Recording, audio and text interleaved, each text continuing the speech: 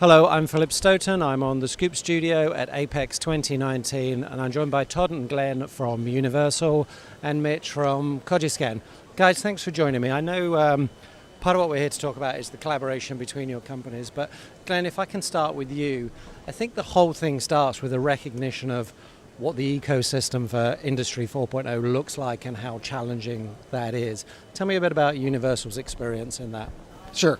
So we started this journey actually quite a number of years ago, and one of the things we saw is that for true smart factory capability to be successful, you need to have what I would call an open architecture, which allows you to pull in tools from a disparate set of different suppliers to kind of create the best-in-class capability.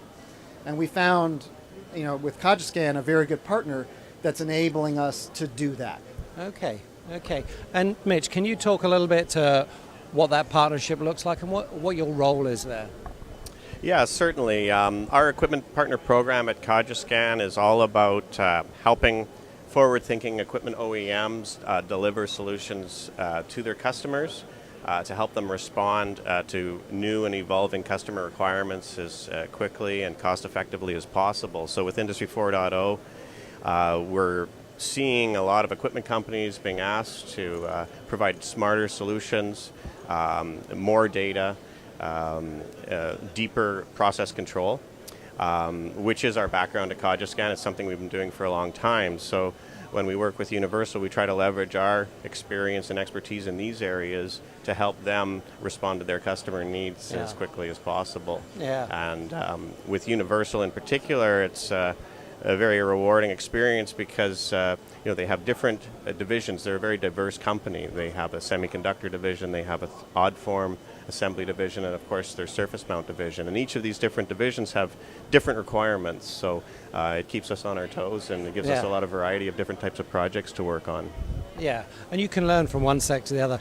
Todd, I think what's interesting when you look at the whole Industry 4.0 ecosystem, it's particularly in your area of SMT, you have to have some really deep domain expertise, but you also want to be that data analyst as well. Is it partnerships that allow you to actually do that? Yeah, absolutely, right. I mean, everybody's talking about big data and things, and be able to get practical usage of that data is as important as collecting it. A lot of people trying to develop those tools along the way.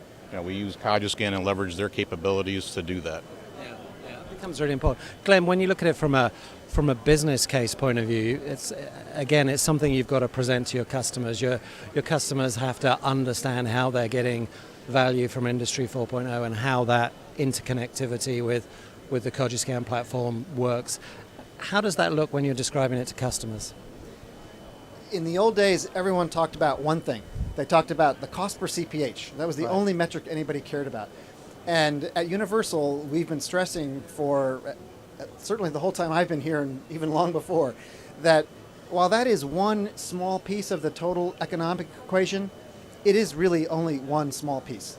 And what really matters is how much output do I get and how much scrap do I generate to really determine what the real economic value proposition is of a solution, and therefore what's the ROI of that equipment solution. And this type of capability that what we're doing with Cogiscan is enabling us to be able to improve on all those other pieces of the value proposition in that economic model. Okay. And what was it that attracted you to choosing Cogiscan as a partner? There are obviously other choices out there. There are lots of different platforms. Quite a few things. So one is the fact that we know these guys. There's some folks that are actually from Universal. They're relatively local, right, in the East, and they've proven to us, right, that they really have the capability that's needed. That's really the most important thing, right? Because we do work with many partners in addition to Cogiscan, but in the areas that we have selected them to support us, it's been a fantastic partnership. Yeah. And I'll add, that we've leveraged these guys for many years on more of a project by project basis, as customers wanted to have these tools at the factory level and not just at the Universal equipment level to help them supply those kinds of things. That grew into a formalized relationship a year ago, I guess, and we've continued to grow that. We are doing some major projects at some of the biggest EMS customers in the world now with CFX, with Jason, and some of those things. So it's gone from small scale to very large scale very, very quickly.